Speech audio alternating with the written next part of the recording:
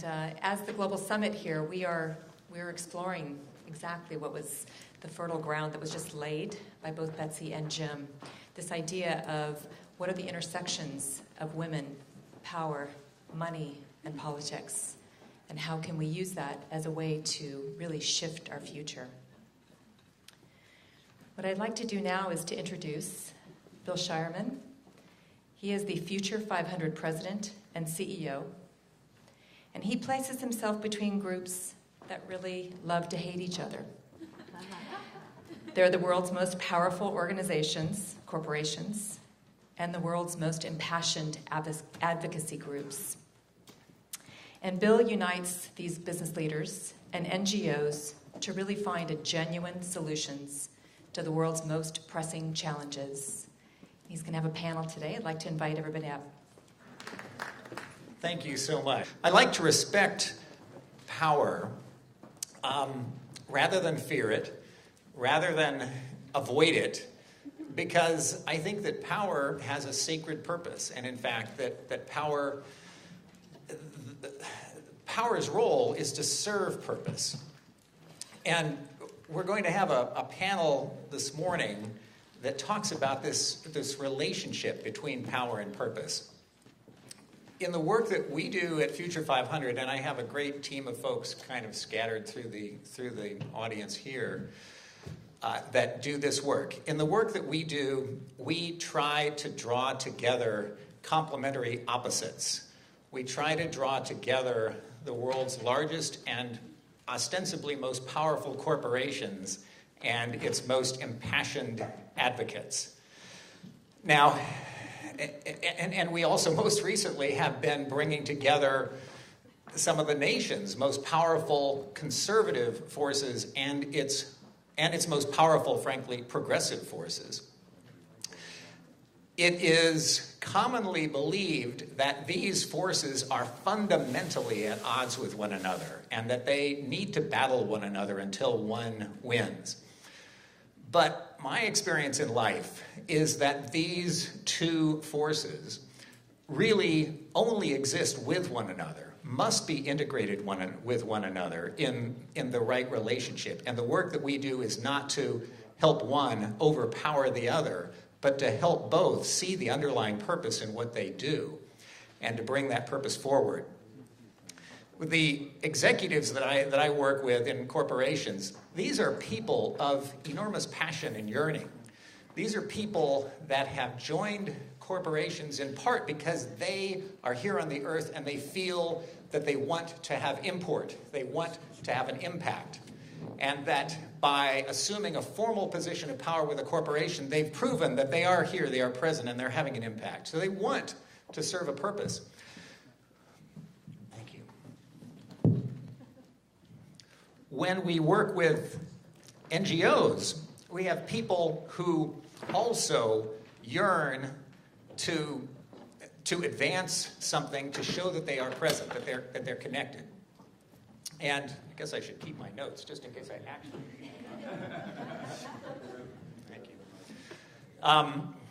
you. People who want to have a purpose, want to advance something of themselves, they too are yearning. And it's when those two are brought together that we see extraordinary change happen. When we bring a corporate CEO into a room in a way that their interests can be integrated with the interests of the advocate, they gain an understanding of where their purpose actually lies. And we have seen transformations on the parts of individuals who lead companies where personally they dedicate themselves to sustainability after they have this experience, because frankly it's the most validating experience that they've had in their careers. And it's exciting to see that happen. What was I supposed to say? I have so many things to say, and of course I've now created more notes than I could possibly go through. The separation of these people into separate tribes that don't interact leaves them to demonize one another. And in our media and political system, which is, look, an aspect of the patriarchy, and I don't say that as anything to demean men or the masculine, but in a patriarchal society where power is used to advance.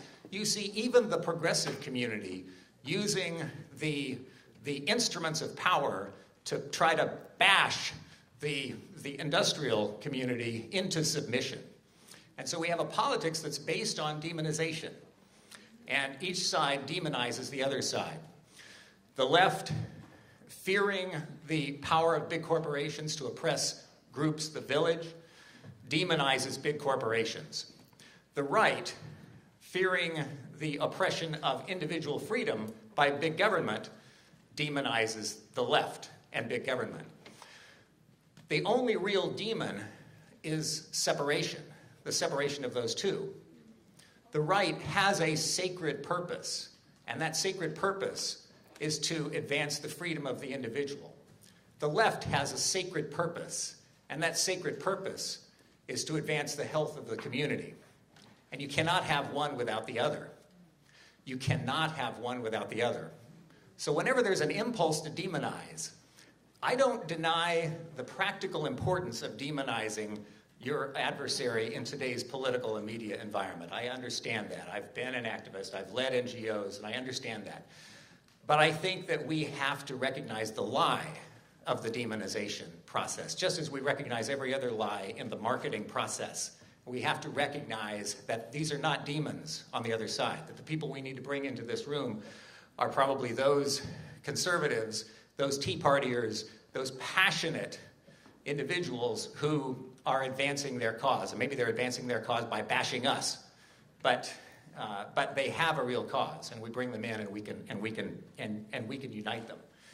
The separation of masculine from feminine, the separation of men from women, the separation of corporations from activist groups, the separation of the rational from the purposeful, the separation of science and engineering from art and beauty, the separation fundamentally of power from purpose is the only demon that we have to overcome. Power without purpose naturally becomes abusive. Purpose without power naturally becomes impotent. In our current system, purpose serves power. Vested interests, who represent ostensibly the left and the right, big institutions, good institutions, honorable institutions, from big corporations to big labor unions to big government agencies and so on. These are all honorable institutions, but they're able to work together, left and right, to reinforce their own power. The ones who aren't able to work together today are the ones on the further left and the further right, who represent their purposes. And it's those folks that we need to bring together. The folks we have on the stage here are people who have begun to bring together those forces from the left and the right. And I think the work that they are doing and the work that we're doing in this room is the most important work that can be done these days. Because far from the current strategy, which is to separate and minimize our opponents as much as we can, I think the greatest hope for our civilization, and I don't share the sense of imminent doom, because I think that's also a partly media contrived consequence. I think there is a transcendence that we're a part of now, but I don't think imminent doom. I think imminent doom could happen at any time in the next 1,000 years. But I think the single most important thing to advance the integration of the wholes is the infusion in large numbers of women into the institutions of power, all of them. And that means I would ask you to enter into those institutions, not to overthrow them, because if we overthrow them, we'll fall backwards. Revolutions of overthrow generally set things back. But to overthrow in the sense of transcending. I'd like to see more and more women, flows of women, flow into large corporations, even more so, flow into small, disruptive organizations. Not to disrupt an overflow, but to disrupt a change. And most fearsome of all, and I know that this is not a popular idea, but I would like to see millions of women flowing into the Republican Party in this country. I would invite you to step into an existing frame of power that you may feel to be foreign to you and enter into the Republican Party in the millions, I think that would be transformative. Transformative. And I think you would find, and they would find, that where the purpose of the power of the party is, you have full alignment. And that where the power of both parties is, that's what you want to overcome. A few weeks ago, I was in a room with both of these wonderful women in Washington, D.C., and it was an unusual room because it brought together left and right, business and activists. And usually, that does happen occasionally, but usually it's kind of ivory tower folks. Because the folks with power stay out of those meetings because it's a little embarrassing to show that you actually stand for a purpose. Whether you're on the left or the right, you gain a lot more credibility if you are just there for the power. It's an interesting psychology. So don't go to these little things where the League of Women Voters and, good guy groups are, because they don't have any power. Stay with the power. That's what makes you look important. But we had some of the icons of the Tea Party conservative anti-tax right, Grover Norquist, along with icons of the progressive left, including Joan Blades, in the same room, advancing the same solutions. So I want to, go first to Joan and just ask, how did these living room conversations, as you call them, begin? What is it that inspired you to begin these living room conversations, and where do you see them evolving? Well, you mentioned that I am a co-founder. So you mentioned I'm a co-founder of Move On. So I've had the opportunity to see just how dysfunctional our politics have become in terms of getting the kind of solutions we need. And to be honest, climate is it's my top issue, because if the world as we know now know it cannot support us, that's a problem. I've been curious, and back in 2004 I was part of a group called Reuniting America, where I had the chance to meet with Grover and many others on the right, and to ask the question, why aren't you concerned? And that conversation actually led to leadership of the Christian Coalition taking on, the communications director took Al Gore's course. And I realized a number of years ago that I couldn't have that conversation today, that our partisan divide has become more hardened. And that, in fact, we've got to start looking at the reality that as human beings, we actually hear what we want to hear, and that, in fact, facts don't convince people. First, you need relationship. And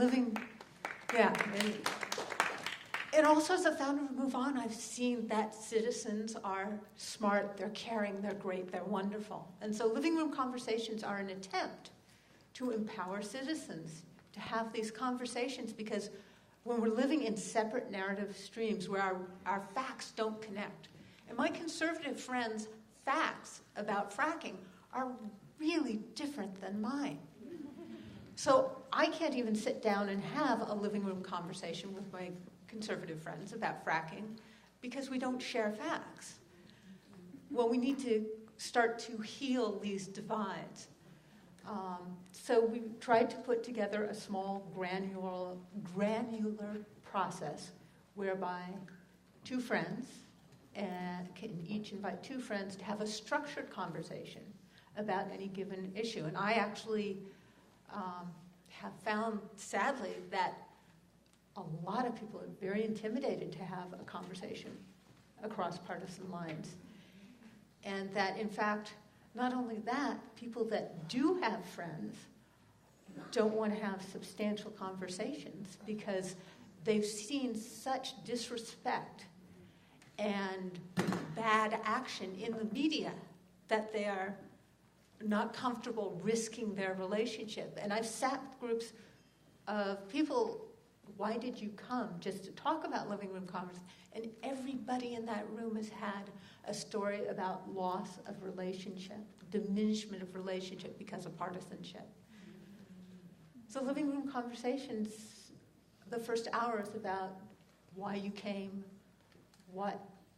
who you are, how your friends would describe you, what are your hopes for the future. And by the time we get to the issue we want to talk about, we like who we're sitting with.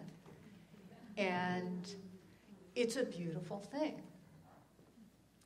That is the goal. And in fact, I was able to co-host a conversation with the co-founder of Tea Party Patriots. So I can tell people, if you cannot find a conservative friend, a friend of mine introduced me to her conservative friend who introduced me to Mark Meckler, a co-founder of Tea Party Patriots. So you're probably only, 1 degree removed if you don't have any conservative friends, and vice versa. And we had this wonderful conversation about crony capitalism, which led to this deep understanding that right and left are in profound agreement on a number of issues, one of which I've gotten deeply into in the last year, criminal justice reform. We have agreement that there are too many people in prison, that the war on drugs is a failure, that we have to use evidence-based practices. And yet with all this agreement and all these lives that are being affected in these profound ways, so little change has happened. So the question is, understanding this, can we, working in unison, build relationships and make very substantial changes? The opportunity is huge, and that's the exploration. It's really fascinating to see that, because what we see in our work, and on the left and the right, is so often when we really get down to talking to people about what they want, the issues of the day are proxy issues for them. They're stand-ins for deeper issues that they can't bear to talk about, that people don't relate to or they don't connect with. We do work in the GMO arena. Monsanto is cast as the demon in that, and heroic environmentalists as the heroes. But really, for many activists, it's not GMOs per se, it's industrial agriculture. And what they fear about industrial agriculture is the concentration of corporate power and the concentration of diversity and uniformity in a very few seeds that are culturally devastating and potentially ecologically disastrous. But it's hard to talk about that. So GMO becomes the stand-in for that. Those stand-in issues are very functional because they bring political power, but then you're left with the stand-in issues, which are often not the real core of the debate. And what we find with the left and the right is that they both are hogtied by the proxy issues that are used often, again, not to demonize vested interests, because we all have 100 of them representing little parts of us. But there are 100, 1,000 vested interests that each characterize their vested interest in terms that impulsively draw left and right support. And so you can't pass a law at the federal level that reduces the costs and frequency of crime, because fundamentally you have a set of vested interests, both government and corporate, that benefit from having lots of criminals in jail for long periods of time with expensive incarceration. It's not that they're evil, it's just that they are trying to perpetuate their interests, and the left and the right are battling each other because the left thinks it's the corporations that are doing it, and the right thinks it's the government that's doing it. And in reality, of course, it's a complex mix of the two, plus unions, plus professional groups, and so on, and it's bringing them together. Bringing the... Actually, I'll tell you that one of my conservative friends who was a sheriff and is a prison pastor says we're going to hell for what we're doing in the prisons. Mm-hmm. And, I wouldn't be surprised. I wouldn't be surprised. So, Betsy, you talk about the Declaration of Interdependence. How do you see that relating to a document that is of passionate, sacred importance to the Tea Party, the Declaration of Independence? They see that document as fundamental for them. Is your document a replacement? Does it toss that out, or is it an integration? What's the Declaration of Interdependence The Declaration of Interdependence is just about an evolution, right? Because when we need to have change, it's not about, it is a radical shift that can happen, but when we actually build upon what has gone before us and that we can affirm it and embrace it, we can have a declaration of interdependence that embraces independence. Independence was necessary. As humans, we are born in a dependent relationship with our parents. We grow into independence. It's all about me, mine, my private self-interest, taking care of me. It sounds like a teenager, right? Eventually, we become aware of our communities and of how interconnected we are with the rest of the world, and we evolve as people into interdependence. But we don't ever forget, and we don't have to abandon our independence. The same is true with our governments. As I said in my talk earlier, is that, independence was an appropriate and just response to an unjust system of dependent relationships with monarchies and authoritarian government structures. And so there's nothing wrong with independence and having private self-interest. It must be carried forth, or you devolve back into really a state in which we don't have enough individuation. But as we carry forth our independence and the values of liberty and equality, it is absolutely essential, critical, that we actually move into interdependence if we ever want to realize the promise of justice for all. You cannot get justice for all with only an independent mindset. An independent mindset will give you private self-interest. It's understanding that we're deeply connected and that I want to serve you, and that is my greatest and highest calling, is to be of service to all people and all life. And when we do that, we're using our power of our being. We use the means, which is money, and our positions of privilege and power, or privilege, which is confused with power. You were saying it just a minute ago, Bill, that that power is what we use politically. Actually, what we use is means. We use money as means, and we use our positions of privilege in politics to hold on to our own private self-interest and to protect them. When we use the power of our being and we use the power of love to be in service to one another, to bridge divides, to overcome what you named was the real demon, which is separation. When we use the power of our being to overcome separation, we are in service to all people and in service to all life, and that is justice. That's justice.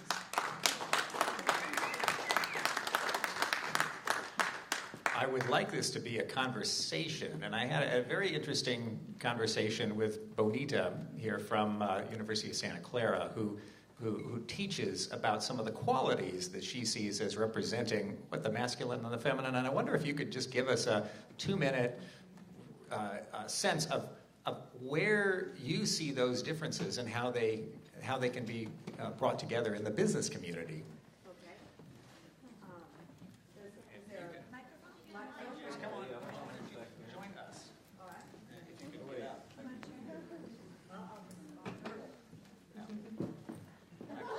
I believe in organic evolution here, so we're just going to evolve the panel. So. Thank you. Okay, great. I am an entrepreneur myself that was inquiring into what is it that I brought as a woman to business many years ago. And out of that, created a framework that I now teach from in the engineering school graduate program at Santa Clara University. Although it applies, I'm also working with people that are working on peace in the Middle East and other venues, including closing the gap in politics. But what I've done is created a framework that will allow the speaking of the contribution of women, which more broadly we can talk about relational thinking and relational ways of seeing and what I call competencies, to be heard and listened and utilized in the individualistic world. And some of the same distinctions that we've been making between individual and community, or individual and the whole. I have found that by distinguishing individualistic and relational rather than talking about masculine and feminine allows for the guys, the men, to be able to listen and even identify and say, well, I have some of these relational competencies. And indeed, sometimes cross-culturally or for other reasons, there is an influence that would have them be more relational, and likewise for women to be more individualistic.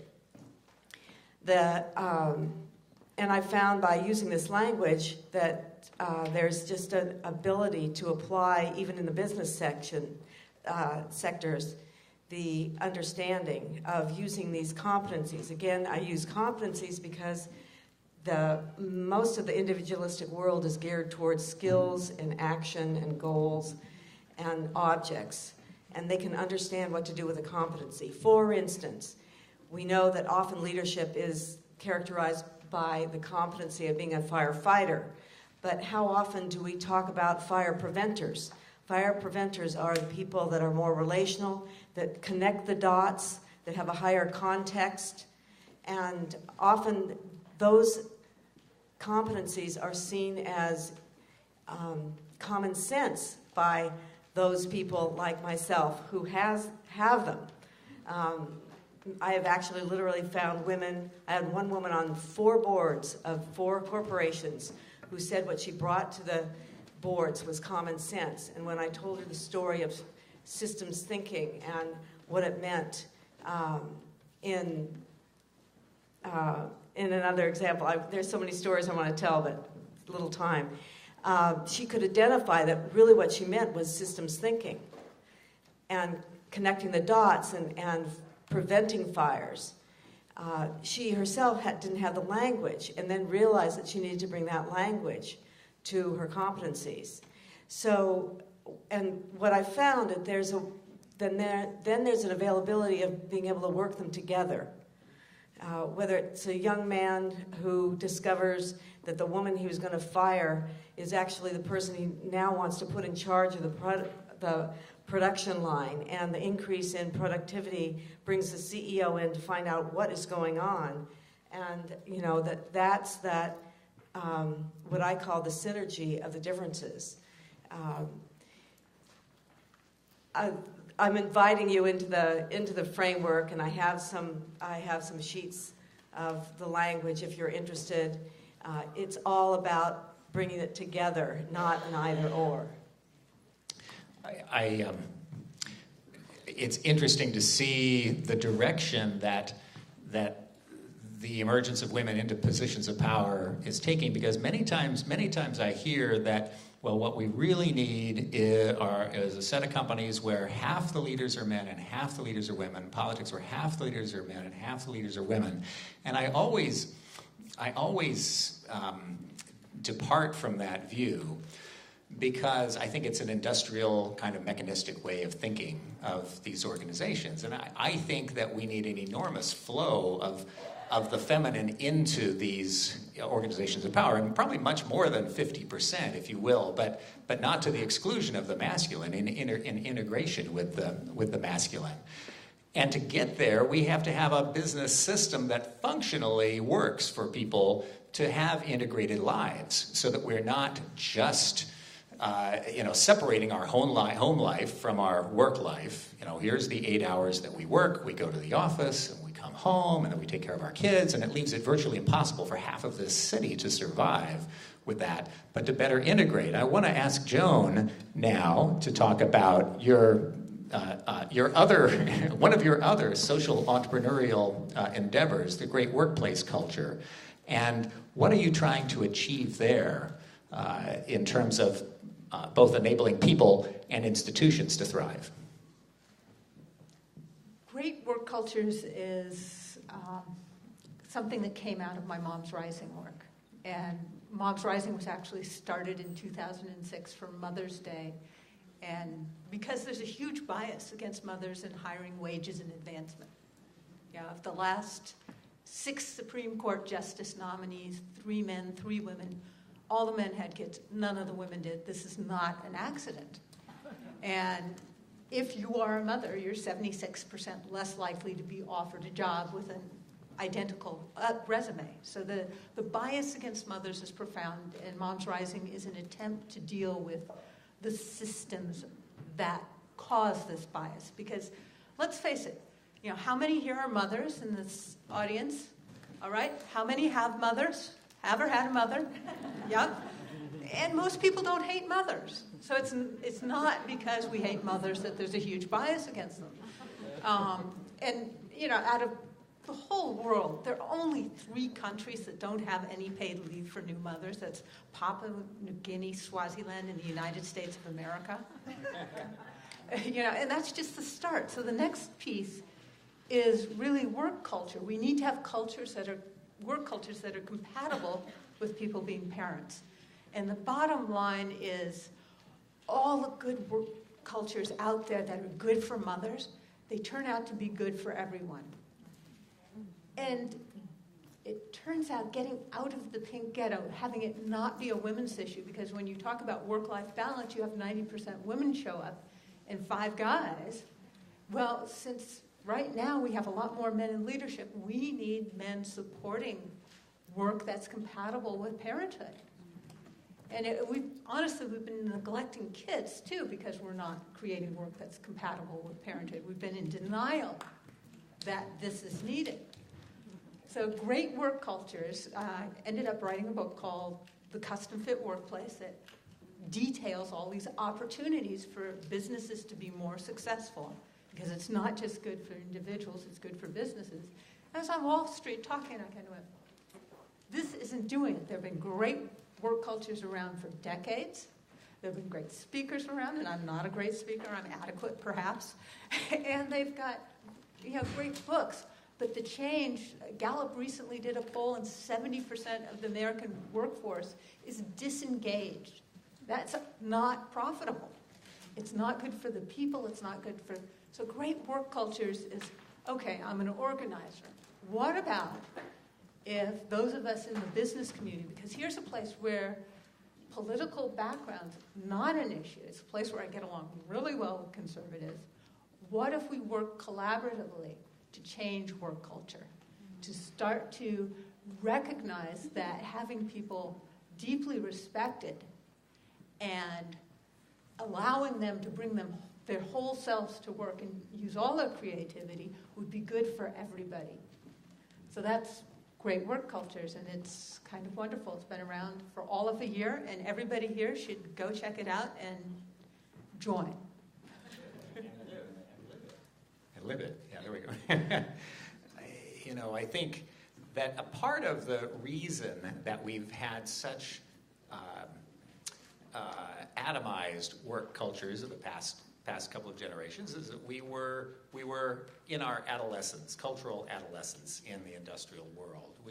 Industrialism turned out to be an extraordinary way to advance human prosperity and freedom, but it also advanced human unconsciousness and automation because it compelled us in a way to separate ourselves from the world around us. In production, we no longer knew where our food came from, where our clothing came from, who was liberated and who was oppressed in the process, what was extracted from the earth, and what lives were taken in the process.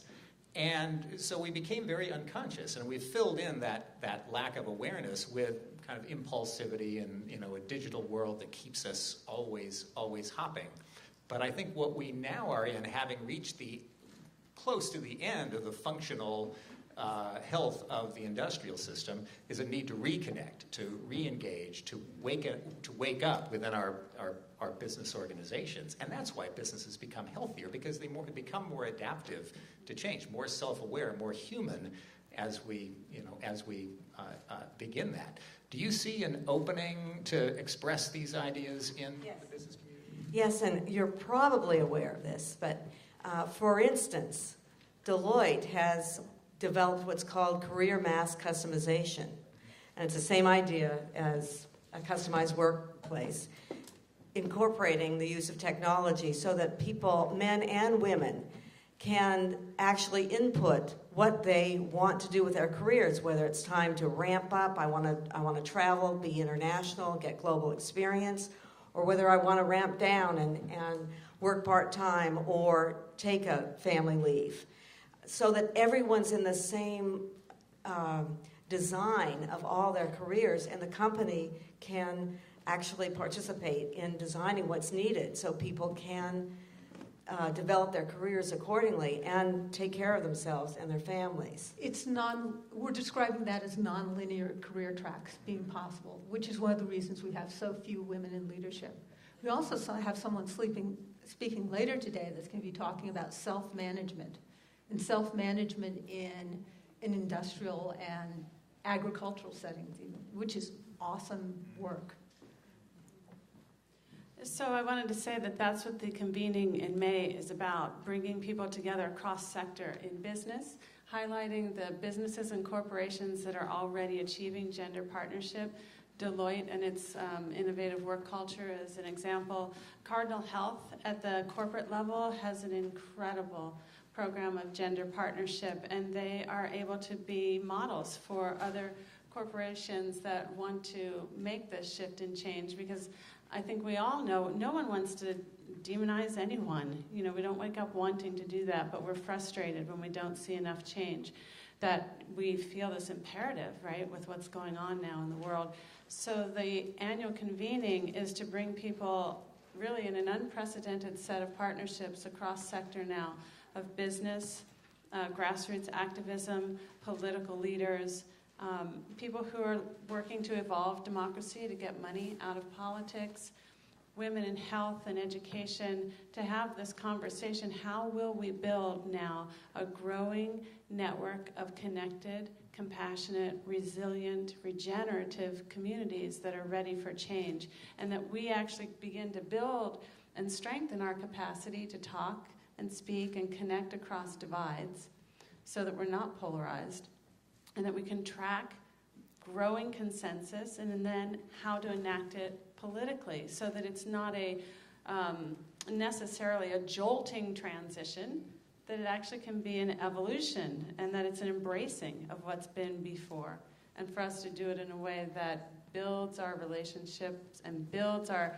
desire to connect. I think, Joan, that's what is the power of living room conversations. We feel that alienation and separation when we can't find common ground. And that alienation hurts, and so it drives us to try to find new tools and new ways. So that's what the convening is about, to do that.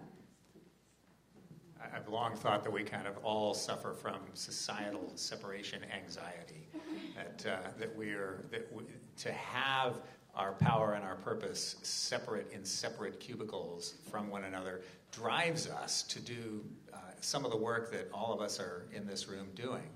I want to invite any of you who would like to join this conversation to lean in, raise your hand, or signify if you want to make a comment or ask a question.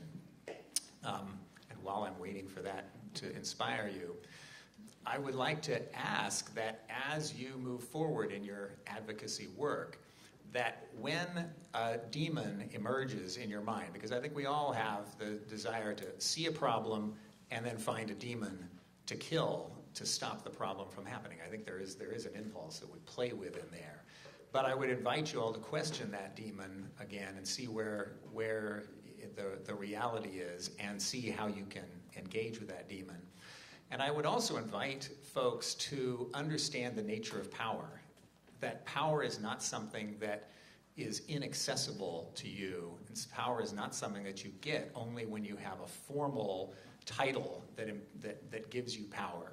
Many CEOs have discovered that in that position of power, they really don't have very much power. They don't have very much latitude. They have to do what the market demands that they do. And I have found that activists have much more power. A very few, 5 or 6 activists in this room can have more power than the CEO of almost any global brand if they understand how to use the power that's already out there, if they understand how the machine works and what the impulses are to trigger. We all have much more power than we realize. We have more allies than we imagine. and our coalition is much broader than we think. So I'm just going to make a stand, and I really hope, as time goes on, that we examine the word power, because I don't believe that power is about the means. When we have the means in politics or in the financial world to control other people with flows of money, with decisions and laws, those are means. But the power that we have is the power to connect, and it's the power of love. And I firmly believe that that is at the heart of why we're having trouble with these conversations. Power is love. And when we use our internal capacities and our external means, and we use that power within us that no one can take away, it is what overcomes the separation. And money has nothing to do with it. It actually is about the ability for us to touch another and for us to actually, in a moment, be able to still a violent hand, to stop someone who would actually push the button on a nuclear bomb. That is power. That's power. What we normally talk about power is the ability to control someone, to stop them from doing it. Nothing wrong with having control. Good to have control. But it's not power. I see someone leaning in here. Yeah, I have a question about demonization, polarization. When you talk about demonization, are you talking about referring to other people or parties? Or are you talking about naming a problem? There's a microphone. Was I heard? Okay, when you talk about demonization and polarization, are you talking about other people and parties? I see corporations being considered as people, and then the need for campaign finance reform so that, like in other countries, ads can't be on TV so expensive, and politicians don't have to make money all the time. So I kind of demonize those issues, or at least I label them as problems. Is that okay in your framework, or how would you reframe it if that's a problem? Because corporations being people is a big problem, and that seems like corporations are at the bottom of it. This is where it becomes very interesting, because in my activist days, we found that if we needed to raise the money for our cause, I ran an environmental group, we were pretty much compelled to demonize our corporate enemies. We had a bunch of corporations on the other side. We were trying to pass a California bottle bill. And we had, the retail industry, the brewing industry, the soft drink industry, Coca-Cola, Anheuser-Busch, Safeway, Lucky, all these big corporate interests that were opposing us. And we found that when we did fundraising on the negative, demonizing our enemies, we raised 2.5 times as much money, and we generated 5 times the publicity as when we put out a positive message. And so it really reinforced that negative. At the same time, I discovered in my adversaries' presence that they had a tremendous amount of desire to advance the good. That Bill Coors, who was from the Coors brewing family, which his brother was in President Reagan's kitchen cabinet, regarded as a conservative icon, he actually wanted a bottle bill like ours to pass, but he couldn't because he was constrained by the market system. And so he had to work secretly behind the scenes with me to advance this while we were working against his own lobbyists in Sacramento. The head of the state's third largest grocery chain was a religious conservative, passionate Christian, who believed that the environmentalists were acting more ethically than his side was. And he worked with us as well.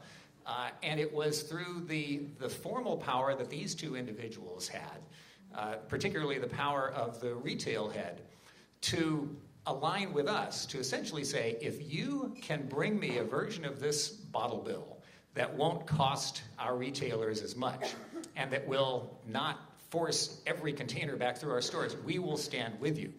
And it was his willingness, a religious conservative's willingness to stand with us, and in protests by others in his coalition to say, you need to be at the table and work out a deal with the environmentalists, or your shelf space in our stores is at risk. It was his willingness to do that, and the willingness of the heads of Safeway and Lucky that brought us the power to bring that law into being. And today you have the CRV system in California, refund value on beverage containers as a consequence of that. Yes, of course, there is a power in the corporate sector that is abusive, but I see it as a systemic abuse, not an abuse generally. There's lots of bad people. There's lots of bad people out there, but most people are pretty good, or at least they're neutral. They just don't think of themselves as having the power to change things. Most CEOs and most executives are caught up in a system that maximizes production to the destruction of people, communities, and ecosystems. They're caught up in that. That's how the system is structured. If we just demonize them, we separate them into this other category, and they won't even talk to us. They won't even talk because they counter-demonize us. If instead we say, we face a common problem, you are prevented from taking into account the social and ecological and cultural impacts of what you need to do to maximize return. You are simultaneously compelled to maximize return by investment markets that we all contribute to so that we can save money for our retirement. We're all in this together. We need to change some of these signals. I respect you. I respect what you do. I respect that you've dedicated your life to building this company and this good thing. And I want to work with you to advance a company that can profit by benefiting the community. That's what's exciting to them, and they will be with you. I tell you, they will be with you. So the time spent demonizing even Monsanto and the big oil companies and the soda companies and so on, it's all politically valuable, but it's not real. If you want to get down to reality, please, you have a follow-up. Well, let me take it to politics for a minute here. I just wanted you to address. I just wanted you to address how we can create systemic change of campaign finance reform and not having corporations be people. I'm aware there's a lot of good people in corporations, but how do we get systemic change when there's that broad interest of corporations behind those two systemic problems? I wanted to take it out of the individual realm. Well, maybe I'll try to couple that with the answer I was going to give on politics, because this is really a politics question. And right now we're doing adversarial problem solving in DC, and that's what's demanded. Even the way the game is structured is adversarial problem solving. And the living room conversations are, acknowledging the fact that to have the solutions we need in the future, we're going to need to do collaborative problem solving where we're hearing each other and we come out with solutions that are better than either alone might come up with. Because, take a look at our healthcare system. We have somehow created the most expensive in the world per capita, and we're not in the top 10, we're not in the top 20, we're not in the top 30 by most standards of outcomes. So even if we were to agree on the climate issue tomorrow, I would not have confidence that our leaders would do what they need to do. So the dream is that at the citizen level, we can collectively start connecting in these very granular ways and start modeling the kind of behavior we want to see and bringing forth the kind of answers that, such as corporations are not people. Because I bet if you find a conservative friend to co-host a conversation with about corporate power, that you'll find you have more in common than it sounds like when we listen to the media and we listen to our leadership. And if we can collectively start having those conversations and gathering the understanding together, the dream is that we can create the support for the kind of leaders we're dreaming of and the kind of changes we're dreaming of. And can I add that we need actually a business model that is designed to support a higher exposure of these types of conversations on a national level so that we can begin to see the solution sets and that we can actually bring more people into the conversation nationally. The media is not serving us. We can build a partnership of alternative media that actually helps us conduct a national conversation on a regular basis about these issues so that the solution sets are so clear that we can begin to start to form the consensus needed to actually change the policy, because I think we're all tired of talking about it. Now, how do we use the media that we have access to, build a growing majority of Americans who want to tune in together and be informed and engaged electorate to make the shifts that we need to on these key issues? Here's where it all comes together to close. It is, to me, the key is for both the left and the right, not to empower their favorite institutions to control the ones they hate and fear, but to empower people, to people with their own self-discovered power. A very pragmatic answer to your question of, how do we undo Citizens United? The system was not ideal before Citizens United, but for the right to care what we know, they need to know that we care. If we are going to form an alliance with the right for campaign reform, we have to understand that they care about overarching big government power, the oppressions of big government. And they falsely associate big corporate power as the force that will keep big government in check. And that's why they support unbridled corporate contributions, because they think, well, at least we're throwing a lot of money against regulation and against big government. And I like that. I don't like these corporations. I don't trust them. But at least they're keeping government in check. The reality is, of course, that big government and big corporations grow up together, and they're really more a part of each other than they are separate. Both the right and the left understand that, but they don't feel that. They feel the fear of one or the other. If we can gain an understanding of the right's fear of big government, and they get an understanding of our fear of big corporations, then we align on empowering people. And that's where the common solution is. But we're never going to get there if we exist in these separate communities and we won't talk to each other because we think we're separate. It's only when we get together that we say, oh my gosh, we've had the power all along if we just took it. Thank you very much.